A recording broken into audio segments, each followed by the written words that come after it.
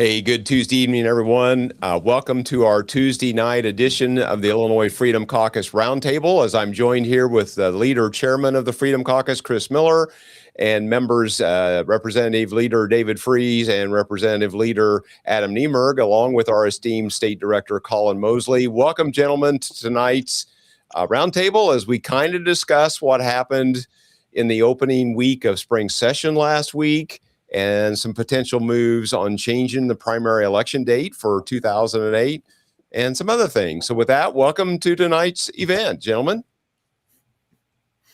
Good evening, everybody. Yes. So Director Mosley, let's get right into it, Director Mosley, with the first slide. All right. So again, we're going to recap the first week of session and then talk about the primary. And with that, the next slide, please. So the first week of session was lackluster at best, and you can see here we have more bullet points than things got done. With that, I'm going to just go right to the chairman of the Freedom Caucus, Leader Chairman Miller. What's your thoughts on last week? Well, one thing that we could do is that we could have a blank screen when it comes to talking about the issues that happened in Springfield last week, because there were zero legislative business that was conducted.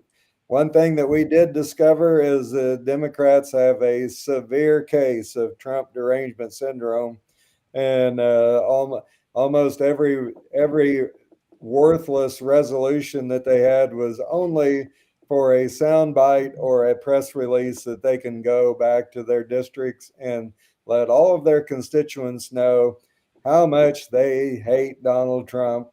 And we avoided a near catastrophe because there were rumors, sources that were talking about that Speaker Welch was on his way to the hospital because he broke his arm patting himself on the back, letting everybody know how wonderful he was, as the Democrats and J.B. Pritzker regime continue to destroy the middle class and destroy the economy in the state of Illinois.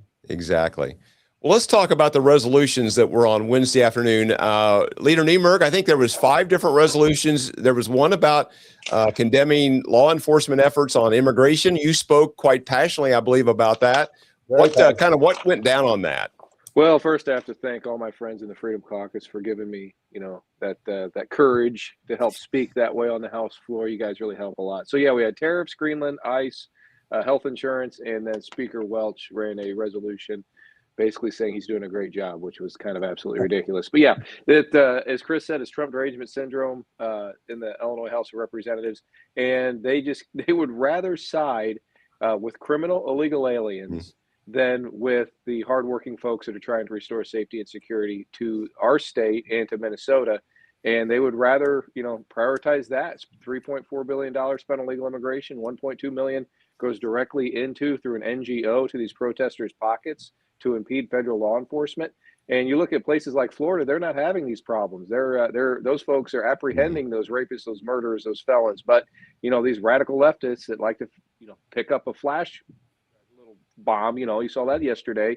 They'd rather pick those up. They're so stupid, blowing their own hands off. It's just absolutely ridiculous. So yeah, Trump derangement syndrome was on full display there. Also, Obama had more deportations than Trump. And Obama gave Tom Homan an award, but nobody wants to talk about that. Exactly.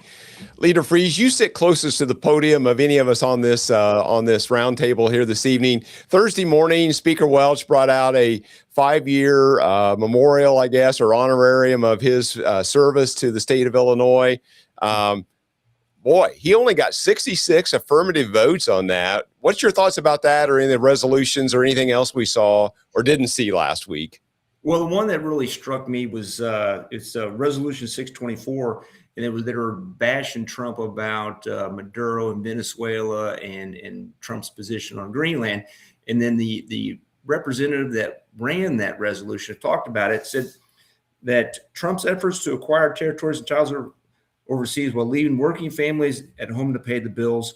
And then she said that we need to prioritize the needs of Americans, but yet these are the same people that, when you talk about Americans, also lump in people that jumped across the border illegally in that group. I agree with her. We do need to worry about Americans and Illinois residents, not illegals. That's where our focus needs to be. And we really need to get these guys on board with supporting law enforcement to get these guys out of our country.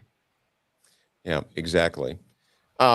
Colin, you may want to weigh in on kind of the after hours activity and the cost of the taxpayers. I mean, tens of thousands of dollars in per diems and travel expenses.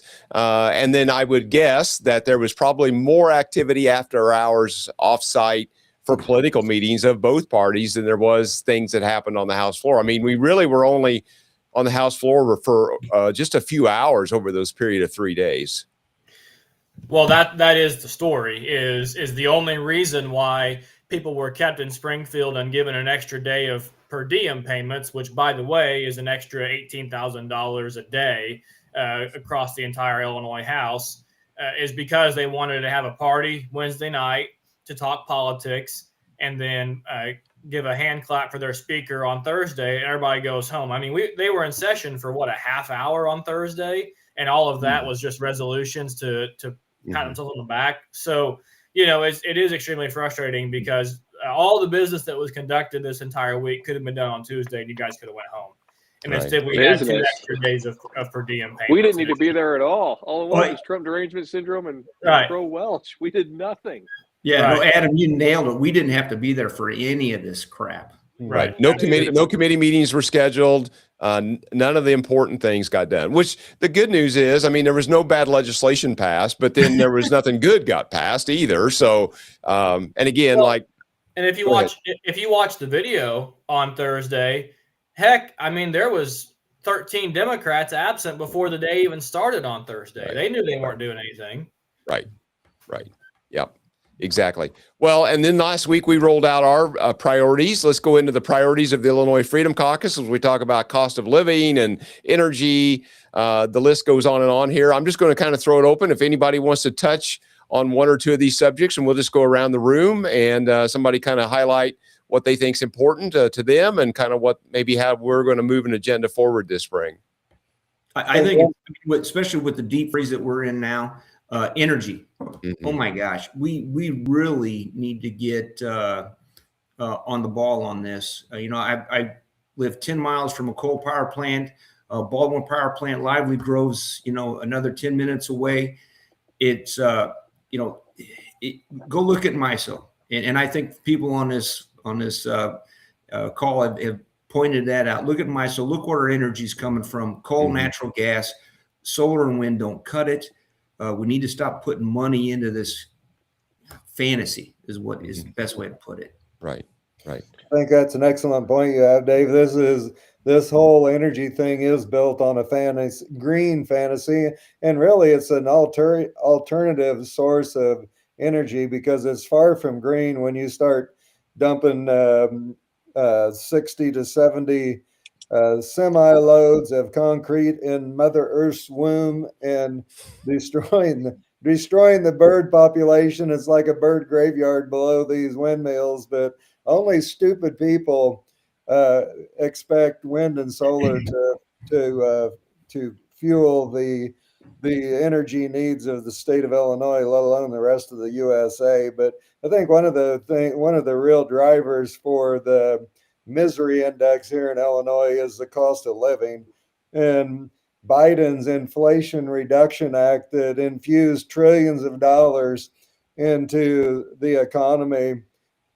Every critically thinking economist will tell you when the velocity of money injected into a system is going to cause massive inflation. And I mean, every bill that we pay has doubled and tripled under the Pritzker, Biden, Harris regime. And, and it's going to take some time to unwind all this crap that they passed. It's absolutely destroying the middle class and destroying the economy. Yeah, I think it also boils down to regulations. We have a very high regulatory industry here in the state of Illinois. It comes down to energy, insurance, business taxes, corporate income taxes, personal income taxes, just everything that we have in this state that just drives the cost of living through the roof. And right now, energy is a very big issue, like David and Chris said, because it's a situation where we're cold right now. We need the energy. And I hear folks sometimes, whenever we're in committees or just out and about, they'll say, well, we need to have coal and natural gas, and we're not against wind and solar. It's just not ready there yet. We just need to, a couple more years. We need to get kind of like saying that it's okay. No, I'm with Trump. It's never gonna get there. It's never gonna meet our energy needs. It's never gonna do what it needs to do. It is a green news scam, and it needs to be eliminated. And yet you, the taxpayers, are paying for it. So you got to ask yourself a question. If it needs to be subsidized by the government, then in order for it to succeed, which it's not succeeding anyway with subsidization from the government, you need to ask yourself if it's practical and if we need to do it or not. Right. Director Collins. Cost of living today, I think we need to throw in workers' compensation and unemployment insurance. I say that every time I get in front of somebody. That drives up the cost of business, which drives up the cost for everybody. I don't care what you're doing. You're buying products or services in this state. That's a tax on whatever you're purchasing. Right. Yeah, and I have a border district, so I've got folks that can call somebody, an HVAC contractor in Vincennes, to come over, or somebody to come over for Terre Haute, and they can get that job put in a new geothermal or whatever it may be, furnace, gas, whatever. They can do that for a lot cheaper than the guys that I have in my district because of the regulatory issues with workers' comp and all of that you just laid out, David. Yeah, no, I have the same issue in my district. And I got contractors say I can't compete with the guys across the river in Missouri because of those issues. Right. And there's an interesting statistic about that. Isn't it like nearly half of Illinoisans live within 30 or 45 minutes of a border? Mm-hmm. I mean, this is a real thing that doesn't just affect the eastern side or the western side. It's the entire state. Right. And they're the ones saying, we want to leave. We're voting 80-20 to get out of Illinois. Right. Exactly. I had another, it seems like I'm sure we all have these conversations every week, but I had another conversation just an hour ago with a friend who says, man, Chattanooga, Tennessee is looking better and better every day. I could save $23,000. He figured it up. Same home, same job. I could save $23,000 a year for my family to move to Chattanooga. Right. So, for most people, it's a no-brainer, and it's going to keep happening. Right. Yeah. Well, just after this weekend, though, you need an ice scraper to live down in some of those southern, south central states. But that's a subject for another day. You have to have a snowplow to live in central Illinois after this last weekend. But and a backup generator. Yeah. Well, we kept the lights on here. So, hey, I'm sure we can talk about those subjects and many more. But let's go into the next slide. The Democrats are up to their shenanigans again. They want to move the primary up. Instead of the mid-March date, they want to move it into potentially a February date to be kind of first in the nation or as early as possible in the nation. They did this back in 2008 for Barack Obama. Gentlemen, this is just kind of riddled with problems. We have a lot of our election judges and others that winter outside the state of Illinois. It's tough for them to get back for a March primary sometimes. And when that's just the nature of the territory in Illinois, we just have a lot of our people winter outside the state that are election judges. And the other thing is our winter weather. We just talked about that. The winter weather that we experience in January and February is typically really unpredictable and can be really tough. So to be able to have this mid-February or a February primary could be really problematic. And I know they said, well, just vote by mail, which is what they want anyway. But then we see the revelations that's coming out of the post office about the postmark situation. So this is just a real problem. I'm just going to throw it open. Anybody want to comment on this primary date thing? Is anybody really surprised? JB's been running for president for at least 2 years, maybe 3, depending on how you look at it. So it doesn't surprise me at all. It's just, the things that we deal with on the House floor. If they can't comply with the rules, they just suspend the rules or change the rules. So here we go again. Yeah, it's really amazing how they legislate their political power, right? And it's interesting because they'll change the rules in any way, shape, or form, and things you think that would violate the Constitution. Well, first off, the Illinois State Constitution, those judges get a lot of money from J.B. Pritzker, so who knows? They're probably not going to rule in favor of the Constitution. But yeah, we're looking at a February primary day, and all of us on this call have spent our entire political careers fighting against Governor J.B. Pritzker, and him running for president. I'm wondering, the most woke governor in the country. Okay, I have the highest combination of state and local taxes. I have the Safety Act, which allows violent people back out on the street. I have all this illegal immigration issue in the state of Illinois. I have the biggest budget. It's gone up 51% since my tenure. Plus, I want girls to have boys in their locker rooms, and I want boys to compete in women's sports. I mean, the list goes on and on and on. How do you sit there with a straight face and run an election based on that? I don't understand it. Yeah. Well, maybe in a general election, he might move more to the center. Then he might become more centrist in a general election once he gets through his primary. It's our job to remind we have to remind everybody, and everybody listening needs to remind everybody of who this guy really is if he tries to pull that. Yeah. So the thing this brings up for me is we just talked about how much of a waste the session week was last week, and how desperate people are for relief from energy prices, from taxes, from crime. And the Democrats are already 2 years ahead. Their eyes are fixed on the 2028 election. It's like they don't even care about what people need right now. They're more interested in getting their billionaire bully prized horse, to the primary in 2028. It's just really, I think, a clear picture of where their priorities are at. It's not for relief for the people right now. It's about the White House. Well, Colin, you talk about that, and it makes me wonder down the road, what is the Democrat Party going to look like once J.B. Pritzker is not governor of the state of Illinois anymore, and after, especially, he loses, and who knows, he could lose in the primary against another Democrat. There's a lot more moderate Democrats out there that could beat him in a primary, but they'll lose their $1 billion push. I mean, that man is personally financed the Democrats for the last 6 years completely by himself, essentially, with some special interest groups. But he's really the one that's at the head of all of this. So things could change in a couple of years once he's gone. Hopefully he's gone this next year, but things could definitely change. Right. Exactly. That's right. I mean, think about how much excitement they're going to generate with the top three, the Three Stooges, Kamala, Gavin Newsom, and J.B. Pritzker. I mean, what could possibly go wrong there with those three clowns? It's going to be entertaining. That is the who's who of the land of misfit toys right there. I got to believe. Right, I would think so. Yeah, that's the last three picks for the dodgeball team in PE for sure. Right, exactly. You never know. Somebody like Andy Bashar could come out of Kentucky. He has won Kentucky consistently as a Democrat when they hold 75% of all caucuses down there that Republicans do. So got to be careful with somebody like that. Right. That's the kind of person we need to be worried about. We need to be worried about somebody like that, not a Gavin Newsom or a J.B. Pritzker. Right.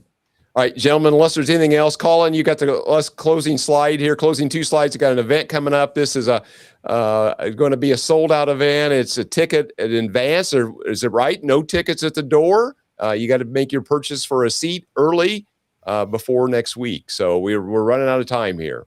Yeah. We'd really like it if you'd have your tickets purchased or your order in by February 2nd. All the tables are sold, folks, but we will get you in if we have to.